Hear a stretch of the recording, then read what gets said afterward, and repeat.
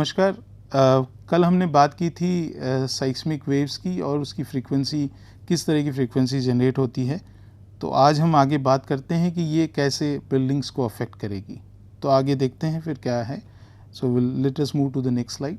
तो उससे पहले कुछ अर्थक्वेक्स देखें जो कि काफ़ी बड़े अर्थक्वेक्स थे, और हम लोग कहें तो लार्ज मैग्नीट्यूड अर्थक्वेक्स थे, और उसमें कितनी क्षति पहुंची, कितने लोग मरे उसमें। तो ये एक लिस्ट है जो कि आप देखेंगे, ये जो है ये 2010 तक की है, लेकिन उसके बाद भी काफ़ी अर्थक्वेक्स आए हैं, इंडिया में भी आए हैं, हमारे देश के आसपास भी। जो एक नेपाल में आया था 2015 का था, वो भी काफ़ी मतलब 7.6 का था, तो उसमें भी काफ़ी नुकसान हुआ था और काफ़ी लोग मरे थे। हालांकि इतना ज़्यादा जो एक्सपेक्टेड था उतना नुकसान तो नहीं हुआ।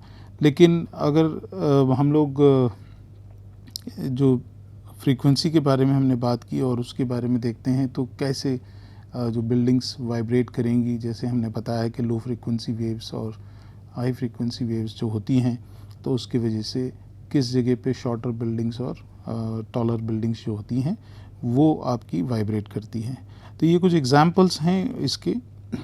ये है कि बिल्डिंग्स ऑफ डिफरेंट हाइट्स, मतलब जो जिसकी हाइट अलग अलग होती है, जो मल्टी स्टोरी बिल्डिंग्स की बात करते हैं हम लोग।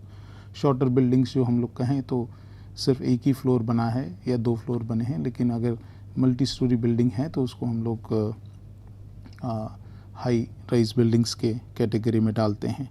तो ये जो होता है, ये आपकी जो इसका स्वे होता है, हम लोग कहते हैं इसका डोलना, जो तो डोलती हैं बिल्डिंग्स जब अर्थक्वेक वेव्स जो है वो अर्थ क्रस्ट और उसके मटेरियल से पास होती हैं। तो ये जानकारी हमने पहले भी ली है कि अलग अलग फ्रीक्वेंसी एक, और दूसरा जो है उसका जो मोशन होता है, जो प्रोपोगेट करती है, उसकी कैरेक्टरिस्टिक्स सबकी डिफरेंट हैं, जो कि पुश एंड पुल करती है, अप एंड डाउन करती है, साइड बाय साइड, इलिप्टिकल। तो इस तरह से जो वाइब्रेशंस, उसकी वजह से जो एक्सेलरेशन, ग्राउंड एक्सेलरेशन होगा वो डिफरेंट होगा, और उसकी वजह से आपकी डिफरेंट बिल्डिंग्स जो हैं वो अफेक्ट करेगी उसको। तो ये एक पेंडुलम की तरह स्वे करती है, मतलब आपका ये बिल्डिंग है तो ये इस तरह से ये स्वे करेगी। हालांकि ये मोशन भी होता है, लेकिन ये ज़्यादातर ये अफेक्ट बहुत ज़्यादा करता है करके। तो ये एक इन्वर्टेड पेंडुलम की तरह स्वे करती है, जो कि हम लोग पुरानी घड़ियों में देखते थे कि एक पेंडुलम है और वो आपका टिक टॉक चलता है। लेकिन ये जो है उल्टा अगर हम लोग लेके तो इन्वर्टेड पेंडुलम की तरह ये आपके स्वे करेगी, और ये डिपेंड करेगा डिफरेंट फ्रीक्वेंसी पे। तो ये डिफरेंट फ्रीक्वेंसीज़ जो हैं वो हमने पिछली स्लाइड में देखा कि लो एंड हाई फ्रीक्वेंसीज़ आपकी जनरेट होंगी, और वो जो हैं वो बॉडी वेव और सरफेस वेव में देखेगी करके। तो ये यहाँ पे दिखाया गया है कि आपका अगर शॉर्टर बिल्डिंग है तो ये ज़्यादा स्वे नहीं करेगी, इसका जो अमाउंट ऑफ स्वे है, मतलब इसका डोलना है जो, ये ऑसिलेशन इतना ज़्यादा नहीं होगा। लेकिन जैसे जैसे बड़ी बिल्डिंग आएगी, टॉलर बिल्डिंग्स, तो ये आपका बढ़ जाएगा, ये वाला पोर्शन जो है आपका, आप देखेंगे तो ये ज़्यादा स्वे करता है। तो ये डिफरेंट एक चार्ट है आपका, जो कि shorter building, mid height buildings और टॉलर बिल्डिंग्स के बारे में कहा है। तो ये rigid 1 to 2 storey building oscillates at 5 to 10 hertz, मतलब ये जो हम लोग फ्रीक्वेंसी की बात करते हैं, जो फ्रीक्वेंसी साइकिल है आपका, ये बैक एंड फोर्थ मोशन पर सेकंड की आपकी बात होती है। तो ये जो है ये हर्ट्ज़ की हम लोग बात करें तो ये आपकी जो फ्रीक्वेंसी है ये आपका 5 से 10 की हर्ट्ज़ की फ्रीक्वेंसी पे ये रिजिड बिल्डिंग ऑसिलेट करना शुरू करेगी। मिड हाइट बिल्डिंग्स जो देखेंगे वो 0.5 to 0.3 हर्ट्ज़ पे बिल्डिंग ऑसिलेट्स एट 0.5 to 0.3। इसी तरह से जो मल्टी स्टोरी बिल्डिंग्स हैं, जो कि अराउंड 20 स्टोरी बिल्डिंग्स हैं अभी आपकी, तो वो आपकी जो है वो अप्रॉक्सीमेटली 0.2 हर्ट्ज़ की फ्रीक्वेंसी पे वो ऑसिलेट करना शुरू होगी। तो ये आप देखेंगे कि ये रिड्यूस हो गया आपका, ये जो है फ्रीक्वेंसी जो है आपकी, ये कम फ्रीक्वेंसी पे ये डोलना शुरू कर देगी। तो जो हम लोग कल पिछले स्लाइड में बात कर रहे थे और पहले भी बात की है कि अगर डिफरेंट फ्रीक्वेंसीज़ हैं तो उसमें ये अफेक्ट करेगी। दूसरा पॉइंट है आपका shakes back and fourth rapidly in high frequency. तो ये हाई फ्रीक्वेंसी पे आपका रैपिडली आपकी वो ऑसिलेट करेगी करके, और इसका जो पीरियड है वो आपका जो है ये 1/5 टू 1/10, या तो आप कह लें कि 0.2 टू 0.1 सेकेंड पे ये आपका इसका पीरियड रहेगा। मतलब ये फ्रीक्वेंसी का पीरियड क्या रहेगा, कितनी देर में ये स्वे करेगी आपकी। तो इसी तरह से आप देखेंगे तो ये जो है ये लो फ्रीक्वेंसी पे टॉलर बिल्डिंग्स जो हैं वो आपकी स्वे करेगी आपकी। तो ये काफ़ी जो है हम लोग जो बात कर रहे थे कि जो एपिसेंट्रल एरिया से दूर हैं अगर बैठा हुआ, तो जनरली ये रहता है कि लो फ्रीक्वेंसी है वो आपकी इसको अफेक्ट करेगी करके। दूसरा है एक एग्ज़ाम्पल है, अगर मान लीजिए कि हम लोग ये लेते हैं कि अगर मान लीजिए आपका वीक ग्राउंड है और ये आपके जो मेंबर्स हैं, क्रॉस मेंबर्स दे रखे हैं इसको, और ये पूरा जो ब्लॉक है ये किस तरह से करेगा। तो ये weak ground floor without diagonal braces, ठीक है, ये ब्रेसेस अगर नहीं लगाए हैं तो ये आपका ये लैटरल फेलियर हो सकता है इसका। तो ये आपका बताया गया, क्योंकि हमने जैसे बताया कि आगे पीछे भी होगा ग्राउंड, ऊपर नीचे भी होगा, साइड बाय साइड मूव करेगा।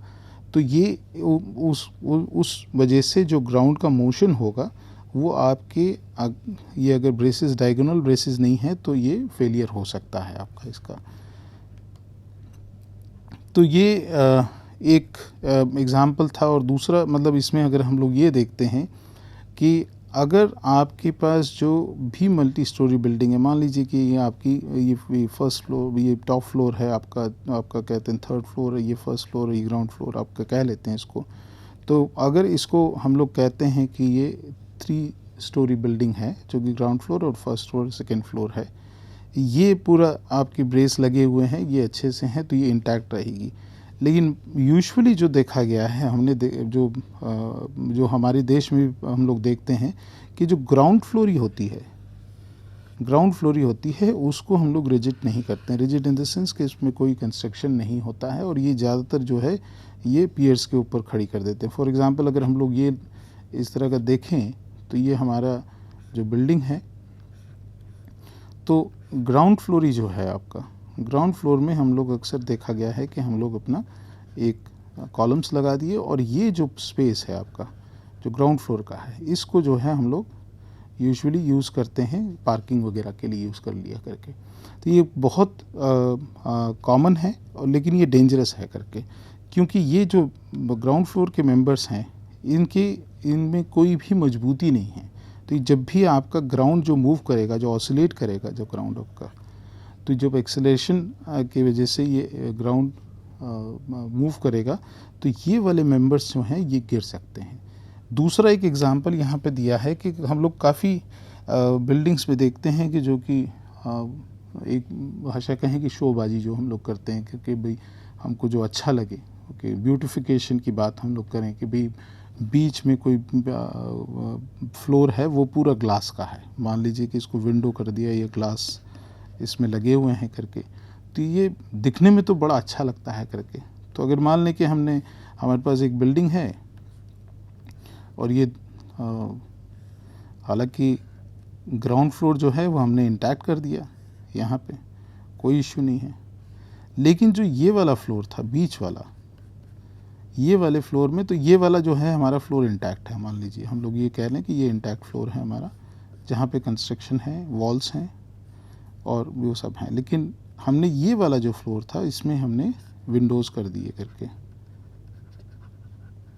या तो हमने इस पे ग्लास लगाए हैं पूरे, तो ये अच्छा तो दिखेगा, काफ़ी सुंदर दिखेगी बिल्डिंग, लेकिन ये एरिया जो है आपका, ये वाला एरिया ये वीक हो जाएगा, और ये वीक होने के कारण ये पोर्शन जो है आपका ढह सकता है। तो क्या ये हकीकत में ऐसा होता है क्या? तो ये एग्जांपल हम नेक्स्ट स्लाइड में देखते हैं करके। तो ये एक अर्थक्वेक था जो कि 1994 नॉर्थ रीच अर्थक्वेक था आपका यूएस में। इसमें जो ग्राउंड फ्लोर था वो आपका कुछ इसी तरह का था। ये ग्राउंड फ्लोर जो हम लोग यहाँ देख रहे हैं इसी तरह के बने हुए थे, जो गैराजेस के लिए यूज़ किया था या तो आपका कार पार्किंग के लिए यूज़ किया था। तो वो आपका पूरा के पूरा बैठ गया। ऊपर वाली जो एक हम लोग कहें कि ये आपका फर्स्ट फ्लोर था और ये सेकंड फ्लोर था आपका, तो ये सेकंड फ्लोर जो है और फर्स्ट फ्लोर ये नीचे आ गया ज़मीन पे आपका। ये पूरा ग्राउंड फ्लोर ये आपका है, ये ग्राउंड फ्लोर में जो वो लगे हुए थे वो पूरे गए करके। तो ये डेंजरस है, ये नहीं करना चाहिए हमको यूजुअली करके। सो अनब्रेस्ड मतलब नीचे उसमें कोई भी टाइंग पार्ट नहीं था, मतलब उसको जोड़ा नहीं गया था। तो ये जो है ये काफ़ी मतलब हम ये कहें कि ये वीक ये पोर्शन था आपका ग्राउंड फ्लोर का, जो कि अनब्रेस्ड था करके। सो ये अपार्टमेंट पूरा ग्राउंड फ्लोर जो था वो ख़त्म हो गया आपका करके। इसी तरह से जो हम लोग कह रहे थे कि अगर मान लीजिए कि आपके पास जो घर हैं यहाँ पे, और आपने ये बिल्डिंग जो है आपने बीच वाला पार्ट जो है उसमें आपने ग्लास कर दिया करके, तो ये वाला पार्ट जो था ये ग्लास था पूरा, और यही दिखाया गया। ये पूरा रिजिड था, इसमें कंस्ट्रक्शन अच्छे से हो रखा था, पूरा वॉल्स हैं काफ़ी। तो ये वाले पोर्शन में ज़्यादा कुछ नहीं हो, ग्राउंड फ्लोर भी इंटैक्ट था, क्योंकि नीचे अगर ये फ़ोटोग्राफ में आप देखते हैं तो ये कुछ शॉप्स हैं यहाँ पे, और यहाँ पे भी ये फ्लोर ठीक है, लेकिन ये वाला पूरा ये विंडोज़ थे आपके। तो दिखने में तो काफ़ी अच्छा लगा, लेकिन ये पूरा वीक होने के कारण ये बैठ गया। तो this is what is we need to take care of. जो वीक फ्लोर्स हैं वो ज़्यादा क्षतिग्रस्त होंगे अर्थक्वेक्स में। आजकल जब ये देखा गया कि भाई इस तरह के जो स्ट्रक्चर्स हैं वो वीक हैं, और फ्यूचर में अर्थक्वेक के कारण जो एक्सपीरियंस हमने पास्ट से लिया है, यूजुअली हम लोग कहते हैं कि lesson learn from the past earthquake, मतलब जो हमने क्या सीखा पुराने भूकंपों से और जो एक्सपीरियंस किया उन्होंने, तो वो करने के लिए हम लोग ने ये देखा गया है कि काफ़ी बिल्डिंग्स में जो कि जिसको रिट्रोफिट किया गया या तो उसको सेफ्टी पॉइंट ऑफ व्यू से उसको वो किया गया। तो ये एक बिल्डिंग है जो आपकी यूएस जियोलॉजिकल सर्वे की बिल्डिंग है कैलिफोर्निया में।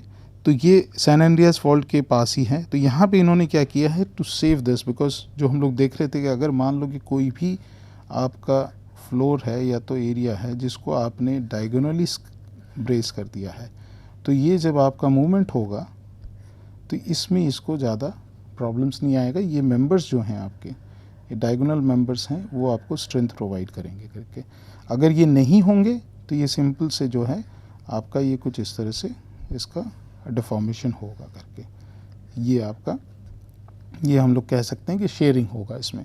तो ये इसको बचे, तो अगर ये हुआ तो आपका डैमेज पक्का है करके। तो अगर डायगोनल्स ब्रेस लगे हुए हैं आपके तो that will withstand the earthquake shaking. तो यही कहा है कि डायगोनल्स ब्रेसेस यूजुअली लगाए गए हैं टू अर्थक्वेक शेकिंग, जो बिकॉज वाइब्रेशंस जो होते हैं उससे बचने के लिए हैं करके।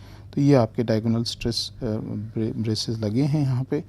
तो काफ़ी बिल्डिंग्स को ना ही सिर्फ यूएस में लेकिन बाकी कंट्रीज़ में भी हमने देखा है कि जापान में भी इस तरह से बिल्डिंग्स को बचाने की कोशिश की है करके। ये ध्यान नहीं दिया कि भाई इसकी ब्यूटी ख़राब हो जाएगी या क्या होगा। ज़रूरत ये है कि हम वो बिल्डिंग को बचाएं और उसमें जो रहने वाले और ऑफिसेस हैं तो बैठने वाले लोग वो बचें इस आपदा से। इसी तरह से दूसरा एक एग्ज़ाम्पल है कि अगर मान लीजिए कि आपका how can be easily strengthen with the diagonal, मतलब अगर कोई भी घर है तो उसको कैसे स्ट्रेंथन कर सकते हैं। आपके ब्रेसेस लगाए, डायगोनल ब्रेसेस लगाएं, या आपका जो वो है कि प्लाई शीट्स लगाएं, ये करके। ये बेसिकली हम लोग बात कर रहे हैं वुडन हाउसेस की करके।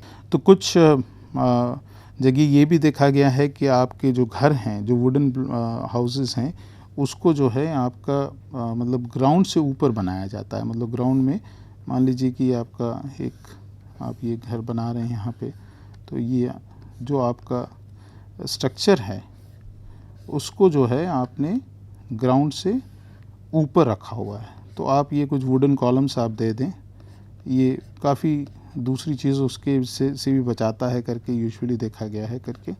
तो ये आपने अगर मान लीजिए कि इस तरह से आपने कुछ ब्लॉक्स लगा के और इसको करके इसको ऊपर किया, ये कॉलम्स लगा के, वुडन कॉलम्स ही हैं अगेन, तो ये आपने इसको सॉइल से ये ऊपर रखा है।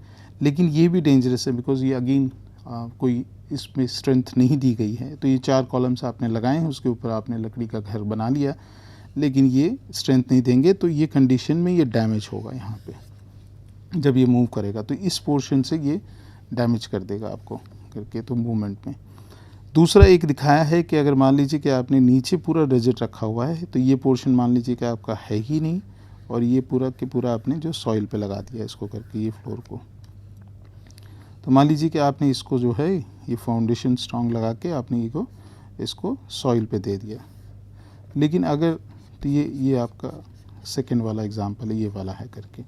लेकिन फिर भी जो आपके यहाँ के कॉलम्स जो भी आपने लकड़ियाँ लगाई हैं करके, वो डायगोनली स्ट्रॉन्ग नहीं है करके, तो ये भी आपकी प्रॉब्लम करेंगी जहाँ पे आपका मूवमेंट होगा तो करके।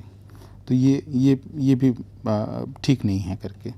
अगर आपके पास आपने डायगोनल्स ब्रेस लगाए हैं, so this can be the way to save the oscillation जो आपका घर का है पूरा। और या तो आपने एक वुडन शीट लगा दी, क्योंकि ये पूरा आपको जो है यहाँ से पूरा इसको स्ट्रेंथन कर दिया है इसने, ये दो कॉलम्स को, इसको और इसको स्ट्रेंथन कर दिया, तो इसकी वजह से ये नहीं होगा। तो कुछ चीज़ें हैं जो कि खैर हम इसकी गहराई में नहीं जाएंगे, because this is a part of civil engineering. So but the best examples which one can easily work out and provide the safety to the houses, ये कुछ एग्जांपल्स हैं, कुछ बातें हैं कि जो कि हम लोग ध्यान में रख सकते हैं करके। फिर ये तकनीक काफ़ी इस्तेमाल की जाती है, जो कि हम लोग इसको कहते हैं बेस आइसोलेशन। ये काफ़ी कॉमन तकनीक है, आजकल यूज़ की जाती है और काफ़ी इनोवेटिव है इसको। तो ये जो है ये जनरली जो बड़ी बिल्डिंग्स होती हैं, जिसको हम लोग कहते हैं अर्थक्वेक प्रूफ बिल्डिंग्स इसको कहते हैं, तो ये बिल्डिंग्स की बेस में इसको लगाए जाते हैं। इसका नाम इसीलिए बेस आइसोलेशन है करके।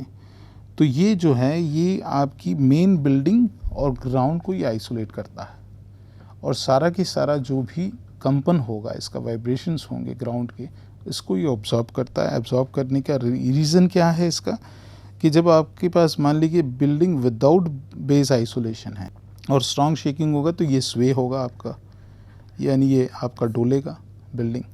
लेकिन अगर आपके पास बेस आइसोलेशन लगा हुआ है, जो कि हम लोग कहते हैं रबर बेस्ड आइसोलेशन पैड्स लगे हुए हैं, तो ये जो ग्राउंड शेकिंग को ये एब्जॉर्ब करेगा, बिल्डिंग को कुछ नहीं हो रहा है, आपका बिल्डिंग वैसे के वैसे ही रहेगी। तो बिल्डिंग मतलब उसके ऊपर सिर्फ मूव कर जाएगी करके, और जो भी शेकिंग है और जो भी मोशन है उसको ये एब्जॉर्ब करेगा। तो ये कैसे बनाया जाता है, इसके सेंटर में जो है आपका साइड में रबर हैं आपके, ये वाले ये रबर हैं, और ये पोर्शन है वो लेड का है, लेड प्लग है। तो ये टेक्निक जो है ये काफ़ी बिल्डिंग्स में इस्तेमाल की गई है। और ये जो दृश्य आप देख रहे हैं, जो फोटोग्राफ यहाँ पे देखा गया है, ये आपका बेसिकली जो है ये आपका ऊटा स्टेट कैपिटल बिल्डिंग है ये वाला। और ये जब इसको बनाया गया बाद में, क्योंकि 1906 में एक भूकंप था यहाँ पे, जिसकी वजह से ये पूरा तहस नहस हो गया था, लेकिन जब वापस इसको बनाया गया तब इसमें बेस आइसोलेशन लगाया गया। और ये इसकी बेस की आपकी तस्वीर है यहाँ पे जो दिखाई गई है करके, ये वाला पार्ट। और इसी तरह का एक अस्पताल बनाया गया है, और वो है भुज में।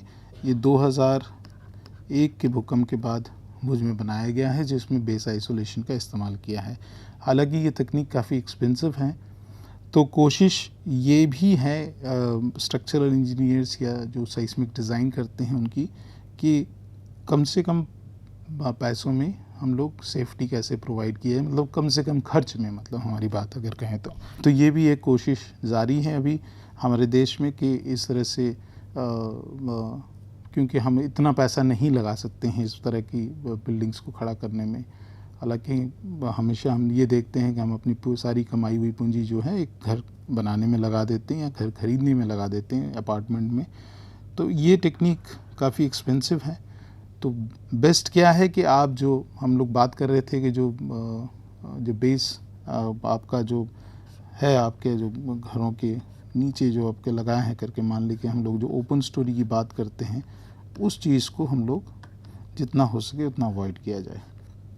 तो ये ओपन स्टोरी जो कंस्ट्रक्शन होता है, इसको जो है ग्राउंड फ्लोर जो है करके ओपन, तो उसको ना किया जाए, उसमें कोई ना कोई ऐसे मेंबर्स लगे हों जो कि उसको प्रोटेक्ट करें जब मूवमेंट करता है करके। तो मोटा मोटा हमने इसमें से क्या जानकारी ली, एक तो यह है कि जो मटेरियल है जिस पे हमारा घर बना है क्या है, वो रॉक है, सॉइल है, क्या है, तो उस पे ध्यान दिया जाए एक तो, कि वो कहीं ऐसा तो नहीं कि हम लोग बहुत ही सॉफ्ट सेडिमेंट के ऊपर हमने इसको बना दिया है करके, तो उसका ग्राउंड एक्सेलरेशन काफ़ी डिफरेंट होगा। जिस तरह से हम लोग देख रहे थे कि वो जो मटेरियल एम्प्लीफिकेशन की बात कर रहे थे, और हम लोग भले ही दूर बैठे हैं एपिसेंट्रल और या तो सेस्मिकली एक्टिव एरिया से, सेस्मिकली एक्टिव एरियाज जो मैं बात कर रहा हूँ वो आपके जो हिमालय हो गया जिस तरह से, तो हिमालयन जोन में तो अर्थक्वेक आने ही आने, भूकंप आने ही आने हैं, तो वहाँ से हम लोग कितना भी दूर बैठे हैं उससे कोई फ़र्क नहीं पड़ता, लेकिन क्योंकि जो लो फ्रीक्वेंसी वेव्स हैं आपकी वो काफ़ी दूर तक ट्रैवल करती हैं और वो टॉलर बिल्डिंग्स को अफेक्ट करेगी। तो हम लोग ये कहें कि अरे हम तो बहुत दूर बैठे हैं, वहाँ से इतना उसका कोई अफेक्ट नहीं होगा, तो हमारी बिल्डिंग्स कैसी भी बनी चलेगा करके, तो ये नहीं होना चाहिए करके। मैं दूसरी बात एक की थी कि जो इसका ऑसिलेशन पीरियड है जो बिल्डिंग्स का वो डिफरेंट रहेगा, जो शॉर्टर बिल्डिंग्स है उसका अलग रहेगा और टॉलर बिल्डिंग्स है उसका अलग रहेगा। तो ये जब स्वे करता है ये बिल्डिंग्स जो है, तो क्योंकि इसका ऑसिलेशन पीरियड अलग है, तो ये सामान्य तरीके से एक तरह से डोलेगी नहीं करके, तो ये अलग डोल रही है, ये अलग डोल रही है करके, तो समय अगर है मतलब कुछ ऐसा समय आ जाएगा कि ये दोनों टकरा सकती है। तो ये एक एग्जांपल दिया है जो टकराने का, जो कि यहाँ पे भी आपको दिख रहा है करके। ये शॉर्टर बिल्डिंग थी, ये टॉलर बिल्डिंग है आपकी, ये शॉर्टर है और ये टॉलर है बिल्डिंग, तो ये दोनों जो है यहाँ पे आपका ये देख रहे हो कि ये टकरा गई है करके, तो ये ज़्यादा नुकसान पहुँचाएगी करके। अगर मान लीजिए बाकी सारे चीज़ें आपने इसकी ले ली, लेकिन ये जो है आपकी बहुत ही करीब में बनी है, दोनों बिल्डिंग में कोई कनेक्टिविटी नहीं है, दोनों बिल्डिंग जिस पास पास में बनी है, तो ये जब ऑसिलेशन होगा अर्थक्वेक में तो ये होगा करके। तो इसको ज़्यादातर ये कहते हैं कि कुछ अनसिंक्रोनाइज्ड स्वे, मतलब ये सिंक्रोनाइज नहीं होगा। सिंक्रोनाइज अगर होता तो ये दोनों एक साथ इसी तरह से डोलती, लेकिन इसका टाइम पीरियड अलग है ऑसिलेशन का, शॉर्टर और टॉलर का, तो ये आपस में टकरा सकती हैं। तो सवाल ये आता है कि क्या हमारी बिल्डिंग्स दूरी पे हैं या बिल्कुल करीब पे बनाई गई है, मतलब एक ही खिड़की से दूसरे घर में देख सकें, ऐसा तो नहीं है कहीं करके। तो ये चीज़ें हैं, इसको भी जो है उसको ध्यान में रखना ज़रूरी है करके। तो ये एग्ज़ाम्पल था 1985 मैक्सिकन सिटी का अर्थक्वेक था, उसमें ये देखा गया था। और यही चीज़ हमने जो कि शॉर्टर और टॉलर बिल्डिंग्स में हमने नेपाल में भी देखी, ये 2015 का है। आप देखेंगे कि ये शॉर्टर बिल्डिंग है, टॉलर बिल्डिंग है, ये दोनों जाके इसमें मिल गई। डेफिनेटली इसमें कोई भी सवाल पैदा नहीं होता है कि ये दोनों इस तरह की बनाई गई थी। ये जो है ये हम लोग कहते हैं इसको पॉन्डिंग इफेक्ट, तो ये दूसरी बिल्डिंग इससे जाके टकरा गई है करके। अब इसका कोई सोल्यूशन है नहीं, आप इसको सीधा तो नहीं कर सकते, तो ये डैमेज आगे ज़्यादा हो सकता है इसमें। तो इसी के साथ हम लोग यहाँ रुकते हैं और अगली लेक्चर में हम लोग और दूसरा टॉपिक स्टार्ट करेंगे जो कि स्ट्रक्चरल जियोलॉजी का है, बेसिक ऑफ स्ट्रक्चरल जियोलॉजी, और उसके बाद फिर आगे दूसरा जो इसकी एप्लीकेशंस हैं उसके बारे में बात करेंगे। तो ये चीज़ें आप इसमें ध्यान रखें, जो मतलब इम्पॉर्टेंट चीज़ें थी। हमने साइस्मिक इंटीरियर से शुरू किया इस पार्ट में, और हम लोग देखें डिफरेंट टाइप ऑफ साइस्मिक वेव्स क्या थी, वो कैसे प्रोपोगेट करती हैं और किस मीडिया से और मीडियम से निकलेंगी, किस मीडियम से नहीं जा पाएंगी, वो पर ट्रैवल नहीं करेंगी। फिर हमने शैडो जोन के बारे में बात किया, फिर हमने ये देखा कि अर्थक्वेक एपिसेंटर कैसे देखा जाता है करके, किस बेसिस पे देखा जाता है, कितने स्टेशंस हमारे पास होनी चाहिए, और उसके बाद हमने फिर ये भी देखा कि अगर ये जो बिल्डिंग्स हैं, जो साइस्मिक वेव्स हैं, वो बिल्डिंग्स को कैसे अफेक्ट करती है और वो किस मटेरियल में किस तरह की ग्राउंड एक्सेलरेशन पैदा करेगी करके। सो हार्डर रॉक्स में उसका ग्राउंड एक्सेलरेशन कम होगा, उसका अफेक्ट कम होगा, लेकिन सॉफ्टवेयर मटेरियल में वो एम्पलीफाई कर जाएगी। फिर हमने ये भी देखा कि डिफरेंट फ्रीक्वेंसी की वेव्स होती हैं, और डिफरेंट फ्रीक्वेंसी की वेव्स जो हैं वो low frequency high frequency waves जो हैं वो एपिसेंट्रल एरिया में हर तरीके की बिल्डिंग, बिकॉज वहाँ पे शॉर्टर भी होगी टॉलर भी होगी, तो वो हर तरीके की बिल्डिंग को in terms of the height उसको अफेक्ट करेगी। लेकिन अगर हम दूर बैठे हुए हैं, 200-300 किलोमीटर दूर बैठे हैं एपिसेंटर से, तो वहाँ पे ज़्यादातर ये देखा गया है कि शॉर्टर बिल्डिंग्स को अफेक्ट नहीं होगा, बिकॉज हाई फ्रीक्वेंसी वेव्स वो डाई आउट हो जाती है, लेकिन लो फ्रीक्वेंसी वेव्स काफ़ी लंबा सफ़र तय करती है, तो वो मटेरियल को एम्पलीफाई करेगी और प्लस वो जो है वो टॉलर बिल्डिंग्स को अफेक्ट करेगी। फिर हम लोग लास्ट में ये देख रहे हैं कि किस तरह से बचाव हो सकता है, जो एग्जिस्टिंग बिल्डिंग्स हैं अगर उसमें कोई बदलाव किया जाए, डायगोनल ब्रेस लगाए जाए या उसको एटलीस्ट एक स्ट्रेंथन किया जाए उस ग्राउंड फ्लोर को। ग्राउंड फ्लोर ओपन स्टोरी नहीं होना चाहिए। वो ज़्यादातर ये कि 2001 का अर्थक्वेक था भुज का, उसमें भुज में भूकंप हुआ भुज के आसपास, लेकिन उसका इफेक्ट अहमदाबाद तक देखा गया था, करीब करीब 250-300 किलोमीटर दूर बैठा है। वहाँ पे बिल्डिंग्स गिरी थी और वो बिल्डिंग्स जो थी ये मोस्टली जो है ओपन स्टोरी थी। ग्राउंड फ्लोर जो था वो पार्किंग के लिए यूज़ किया गया था। तो ये चीज़ें भी हमको ध्यान में रखनी है। तो इसके साथ हम लोग यहीं रुकते हैं। Thank you so much. धन्यवाद। नमस्कार।